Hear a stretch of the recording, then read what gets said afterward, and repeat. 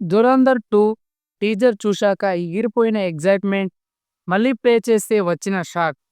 ఇది టీజర్ కాదు. థియేటర్‌లో మనం చూసిన వీడియోనా? లేదా దీని వెనుక పెద్ద స్ట్రాటజీ ఏదైనా ఉందా? అసలు ఆ టీజర్‌లో ఉన్న మీనింగ్ ఏంటి? ఇందులో కొత్త క్యారెక్టర్స్ ఏమైనా ఉన్నాయా? లేదా వీరు మనల్ని టీజర్‌తో మోసం చేశారా? లేక ఇది మాస్టర్ ప్లానా? ఈ వీడియోలో క్లియర్‌గా సోది లేకుండా స్టెప్ బై స్టెప్ చెప్తాను.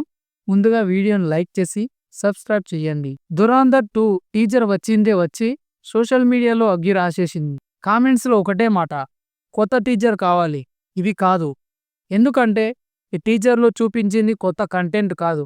డిసెంబర్‌లో రిలీజ్ అయిన 'దురంధర్' సినిమాలో థియేటర్‌లో చూసిన వాళ్ళు, ఓటీటీలో చూసిన వాళ్ళు అందరికి ఇదే ఫుటేజ్ ఆల్రెడీ గుర్తుంది.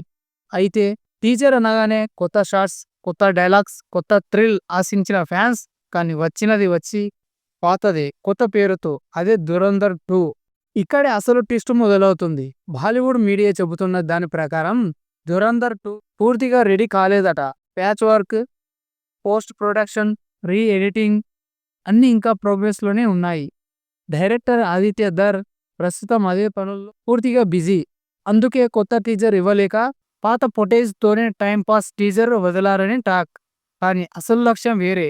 దీని వెనుక పెద్ద స్ట్రాటజీ ఉంది. అదేంటంటే మార్చి 19 ఈ డేట్ మర్చిపోకూడదని రిమైండ్ చేయడానికే ఈ టీజర్ అని ఇండస్ట్రీ వర్గాలు చెబుతున్నాయి. అంతేకాదు, ఈసారి 'దురంధర్ 2' కేవలం హిందీ పరిమితం కాదు.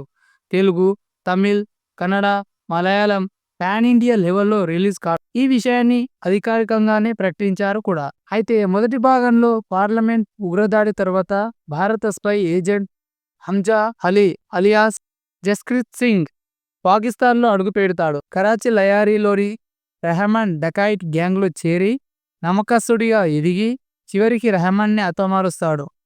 అక్కడితో సినిమా ముగుస్తుంది. కానీ ప్రశ్నలు అక్కడే మిగిలిపోతాయి. రెహమాన్ చనిపోయాక లయారీపై రాజ్యం చేసింది ఎవరు? గ్యాంగ్ లీడర్ ఎలా మారాడు? పాకిస్తాన్ గుండెల్లోకి చెరబడి భారత్పై దాడి చేసిన మిగతా ఉగ్రవాదుల్ని ఎలా ఒక్కొక్కరిని మట్టుబెట్టాడు? ఇదంతా చూపించేదే 'దురంధర్ 2'. ప్రశ్న ఒక్కటే, ఇది నిజంగా మేకర్స్ చేసిన మోసమా? లేక చివరిదాకా సస్పెన్స్ దాచిన ఒక డేంజర్ స్ట్రాటజీనా?